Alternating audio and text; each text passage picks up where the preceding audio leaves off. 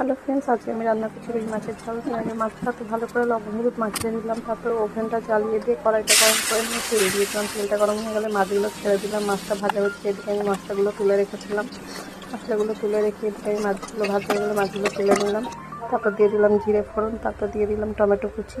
টমেটোটা একটু হালকা করে ভেজে নিয়ে তারপর দিয়ে দিলাম আগে থাকতে তোলা মশলাগুলো দিয়ে নিয়ে একটু হলুদ আর লবণ দিয়ে ভালো করে কষিয়ে নিলাম। মশলাটা তেল না ছাড়া পর্যন্ত কষিয়ে নিলাম। মশলাটা কষে আসলে তারপর জল দিয়ে দিলাম। তারপর জলটা যে একটু ফুটে আসলো, ভাজা মাছগুলো ঝোলটাই দিয়ে দিলাম। তারপর মাছগুলো একটু নেড়ে দিলাম।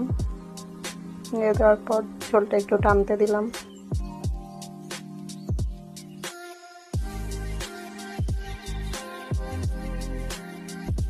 ঝোলটা যে একটু টেনে আসলো, তারপর মাছগুলো সব বাটিতে তুলে নিলাম। রান্নাটা তোমাদের কেমন লেগেছে অবশ্যই জানিও, এবং ভালো লেগে থাকলে লাইক কমেন্ট এবং শেয়ার করে দিও। বাই।